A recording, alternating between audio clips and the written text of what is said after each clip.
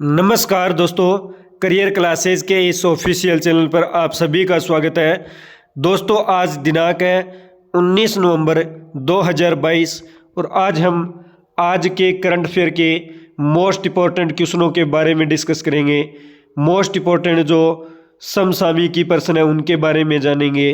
दोस्तों, current affair के जो क्वेश्चन हैं ये आपके आने वाले जो सेंट्रल लेवल के एग्ज़ाम हैं उन सभी एग्ज़ाम्स के अंदर पूछे जाएंगे। और मैं जो करंट अफेयर के आपको क्वेश्चन करवाता हूँ ये वर्ल्ड लेवल के और इंडिया लेवल के दोनों प्रकार के करंट अफेयर के क्वेश्चन हैं। तो दोस्तों, लास्ट तक वीडियो में बने रहना है और ध्यान से वीडियो को देखना है। अगर आपको ये वीडियो अच्छी लगे तो वीडियो को लाइक करना है, कमेंट करना है और ज़्यादा से ज़्यादा इस वीडियो को अपने दोस्तों में शेयर करना है। अगर आप इस चैनल पर नए हो तो करियर क्लासेज ऑफिशियल चैनल को सब्सक्राइब कर लेना और बेल आइकन को प्रेस कर लेना ताकि नोटिफिकेशन आपको समय समय पर मिलता रहे।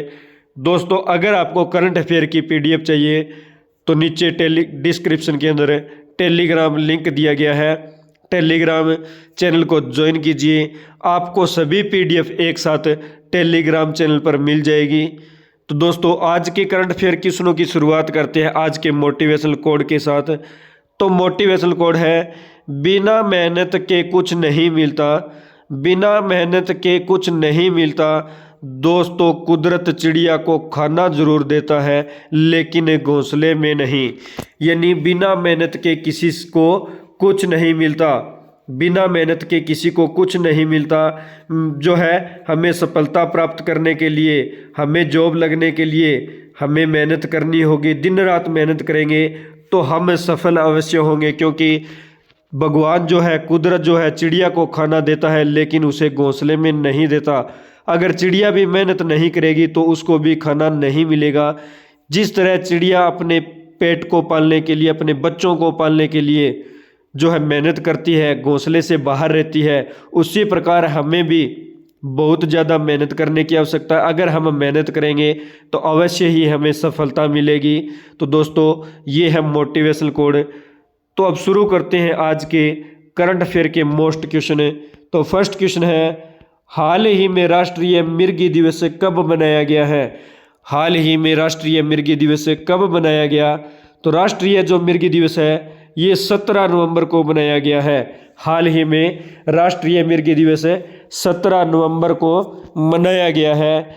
और मिर्गी जो दिवस है ये भारत में मिर्गी के बारे में जागरूकता पैदा करने के लिए मिर्गी फाउंडेशन के द्वारा 17 नवंबर को मिर्गी दिवस मनाया गया है। तो बात करें 17 नवंबर को इम्पोर्टेंट डेज और बनाए गए हैं। एक है अंतर्राष्ट्रीय छात्र दिवस और एक विश्व दर्शन दिवस। अंतर्राष्ट्रीय छात्र दिवस और विश्व दर्शन दिवस भी 17 नवंबर को मनाए गए हैं। तो अब जो इम्पोर्टेंट डेज नवंबर माह के अंदर मनाए गए थे उनकी लिस्ट मैंने आपको दे दी है। तो ये जो लिस्ट दी गई है कि नवंबर माह में कौन सा डेज बनाया गया था, कब बनाया गया था, तो ये लिस्ट आप एक बार ध्यान में से देख लेना। नेक्स्ट क्वेश्चन पे चलते हैं। हाल ही में व्हाट्सएप की इंडिया हेड ने इस्तीफा दिया है। व्हाट्सएप की इंडिया हेड ने इस्तीफा दिया है, तो उसका नाम क्या है? इंडिया हेड ने इस्तीफा दिया है, उसका नाम क्या है? तो उसका नाम अभिजीत बोस। अभिजीत बोस ने अभी इस्तीफा दिया है। और बात करें व्हाट्सएप की, तो व्हाट्सएप की स्थापना 2009 ईस्वी में हुई थी। नेक्स्ट है, हाल ही में किस राज्य ने दुनिया की पहली ड्रोन मध्यस्थता पशुधन टीकाकरण सेवा शुरू की है? किस राज्य ने दुनिया की पहली ड्रोन मध्यस्थता पशुधन टीकाकरण सेवा शुरू की है? तो जो ड्रोन मध्यस्थता पशुधन टीकाकरण सेवा है ये अरुणाचल प्रदेश ने शुरू की है। और ये पशुओं के लिए टीके जो है ये ड्रोन के माध्यम से डिलीवर किए गए हैं और ये अरुणाचल प्रदेश के अंदर टीकाकरण सेवा शुरू की गई है। तो अरुणाचल प्रदेश की कैपिटल है ईटानगर। अरुणाचल प्रदेश के चीफ मिनिस्टर है पेमा खांडू और अरुणाचल प्रदेश के गवर्नर है ब्रिगेडियर BD मिश्रा। तो ये अरुणाचल प्रदेश के अंदर हुई है तो अरुणाचल प्रदेश में वालोंग मेले का आयोजन किया गया। पूर्वोत्तर का पहला एक्वा पार्क अरुणाचल प्रदेश में स्थापित किया गया। अरुणाचल प्रदेश में कुंड लोहित नदी पर भगवान परशुराम की 51 फीट ऊंची प्रतिमा स्थापित की गई। और अप्रैल 2022 में जीएसटी राजस्व संग्रह वृद्धि दर में अरुणाचल प्रदेश शीर्ष पर रहा। होलोंगी में ग्रीनफील्ड हवाई अड्डा मिलेगा। होलोंगी ये अरुणाचल प्रदेश में है और यहाँ पर ग्रीनफील्ड हवाई अड्डा मिलेगा। नेक्स्ट क्वेश्चन है, हाल ही में किसे नीति आयोग के पूर्णकालीन सदस्य के रूप में नियुक्त किया गया है? हाल ही में किसे नीति आयोग के पूर्णकालिक सदस्य के रूप में नियुक्त किया गया? तो अरविंद बिरमानी को नीति आयोग के पूर्णकालीन सदस्य के रूप में अरविंद बिरमानी को नियुक्त किया गया है। तो नीति आयोग की बात करें तो नीति की फुल फॉर्म है national institution for transforming India. National institution for transforming India. और नीति की स्थापना 1 जनवरी 2015 में नीति की स्थापना हुई थी। और नीति का मुख्यालय अगर पूछे तो नई दिल्ली में नीति का मुख्यालय है। और इसके अध्यक्ष जो है नीति आयोग के, तो नीति आयोग के दोस्तों अध्यक्ष जो प्रधानमंत्री है, प्रधानमंत्री नरेंद्र मोदी है। और अध्यक्ष जो है प्राइम मिनिस्टर जो होते हैं ये नीति आयोग के अध्यक्ष होते हैं। और बात करें उपाध्यक्ष की तो नीति आयोग के उपाध्यक्ष सुमन बेरी और नीति आयोग के सीईओ परमेश्वरन अय्यर हैं। नेक्स्ट क्वेश्चन पे चलते हैं, हाल ही में किसने चंद्रमा के लिए एक मिशन पर आर्टेमिस फर्स्ट रॉकेट लॉन्च किया है? किसने चंद्रमा के लिए एक मिशन पर आर्टेमिस फर्स्ट जो रॉकेट है ये लॉन्च किया? तो ये नासा के द्वारा चंद्रमा के लिए एक मिशन पर आर्टेमिस फर्स्ट रॉकेट लॉन्च किया गया है। तो नासा के द्वारा किया गया है। तो नासा की फुल फॉर्म है national aeronautics and space administration. National aeronautics and space administration ये इसकी फुल फॉर्म है। और नासा की स्थापना 1958 के अंदर हुई थी। 1958 में इसकी स्थापना हुई थी। मुख्यालय वाशिंगटन डीसी में है। और इसके जो एडमिनिस्ट्रेटर है ये बिल नेल्सा इसके एडमिनिस्ट्रेटर है। ये आपको नासा के बारे में ध्यान में रखना है। नेक्स्ट क्वेश्चन है, हाल ही में सीईसी राजीव कुमार को किस देश के चुनाव के लिए अंतर्राष्ट्रीय पर्यवेक्षक के रूप में आमंत्रित किया गया है? हाल ही में सीईसी राजीव कुमार को किस देश के चुनाव के लिए अंतर्राष्ट्रीय पर्यवेक्षक के रूप में नामांकित किया गया? तो नेपाल के लिए जो है सीईसी राजीव कुमार को जो है अंतर्राष्ट्रीय पर्यवेक्षक के रूप में नियुक्त किया गया है। तो नेपाल के लिए किया गया है। तो नेपाल की कैपिटल है काठमांडू। नेपाल के प्राइम मिनिस्टर है शेर बहादुर देउवा ये प्राइम मिनिस्टर है। और नेपाल के प्रेसिडेंट है विद्या देवी भंडारी। तो नेपाल की बात करें तो क्रिकेटर मनोज प्रभाकर को नेपाल क्रिकेट टीम का मुख्य कोच नियुक्त किया गया। भारत और नेपाल के बीच भारत गौरव पर्यटन ट्रेन को हरी झंडी दिखाई गई। सार्क का मुख्यालय नेपाल में है। नेपाल की कैपिटल काठमांडू में। और नेपाल की संसद का नाम है राष्ट्रीय पंचायत है। ये नेपाल के बारे में आपको ध्यान में रखना है। नेक्स्ट है, हाल ही में उत्तराखंड हाई कोर्ट को नैनीताल से कहाँ शिफ्ट किया गया? उत्तराखंड हाई कोर्ट को नैनीताल से कहाँ शिफ्ट किया गया? तो हल्द्वानी। उत्तराखंड हाई कोर्ट को नैनीताल से हल्द्वानी के अंदर शिफ्ट किया गया है। तो उत्तराखंड से किया गया है। तो उत्तराखंड की कैपिटल है देहरादून। उत्तराखंड के चीफ मिनिस्टर है पुष्कर सिंह धामी। उत्तराखंड के गवर्नर है गुरमीत सिंह। तो ये उत्तराखंड ने शुरू किया है तो उत्तराखंड की बात करें तो उत्तराखंड ने 9 नवंबर को अपना स्थापना दिवस मनाया। उत्तराखंड के मुख्यमंत्री ने लखपति दीदी मेले का शुभारंभ किया। उत्तराखंड के ओली मिलिट्री स्टेशन में रक्षा मंत्री ने शस्त्र पूजा की है। और रक्तदान अमृत महोत्सव में उत्तराखंड को दूसरा स्थान मिला। स्कूल स्वच्छता कार्यक्रम पहल उत्तराखंड ने शुरू की। ऋषभ पंत को उत्तराखंड का ब्रांड एम्बेसडर बनाया गया। और उत्तराखंड सरकार ने प्रत्येक जिले में एक संस्कृत भाषी गांव विकसित करने का निर्णय लिया है। और उत्तराखंड के अंदर उत्तराखंड की बात करें तो उत्तराखंड में फूलों की घाटी है। फूल देई त्यौहार मनाया जाता है। हरेला पर्व उत्तराखंड में मनाया जाता है। और जिम कॉर्बेट नेशनल पार्क है। और जिम कॉर्बेट है ये भारत का सर्वाधिक जो प्राचीन नेशनल पार्क है। और राजाजी नेशनल पार्क है ये सब जो है ये उत्तराखंड में है। नेक्स्ट क्वेश्चन है, हाल ही में यूएई ने पहली ग्लोबल मीडिया कांग्रेस की मेजबानी कहाँ की? यूएई ने पहली ग्लोबल मीडिया कांग्रेस की मेजबानी कहाँ की है? तो ये अबू धाबी के अंदर यूएई ने पहली ग्लोबल मीडिया कांग्रेस की जो मेजबानी अबू धाबी के अंदर की है। तो यूएई ने की है तो यूएई की कैपिटल है अबू धाबी। यूएई के वर्तमान के अंदर प्रेसिडेंट है मोहम्मद बिन ज़ियाद अल नयात। मोहम्मद बिन ज़ियाद अल नयात ये प्रेसिडेंट है। तो अब यूएई के बारे में तो 41वें शारजहां अंतर्राष्ट्रीय पुष्कर मेले का शुभारंभ यूएई के अंदर हुआ। मालाबार गोल्ड्स ने व्यापक आर्थिक भागीदारी समझौते के तहत यूएई को 25 केजी सोने का आयात किया है। 22वां विश्व ब्लॉकचेन शिखर सम्मेलन दुबई में शुरू हुआ। और भारतीय निवेशकों की मदद के लिए यूएई में फास्ट ट्रैक तंत्र स्थापित किया जाएगा। तो ये इतनी जानकारी आपको यूएई के बारे में मिलती है। नेक्स्ट है, हाल ही में आईटीटीएफ के एथलीट आयोग में चुने जाने वाले पहले भारतीय कौन बने हैं? आईटीटीएफ के एथलीट आयोग में चुने जाने वाले पहले भारतीय कौन बने हैं? तो ये शरत कमल। आईटीटीएफ के एथलीट आयोग में चुने जाने वाले पहले भारतीय जो है ये शरत कमल बने हैं। तो आईटीटीएफ इसकी फुल फॉर्म है इंटरनेशनल टेबल टेनिस फेडरेशन।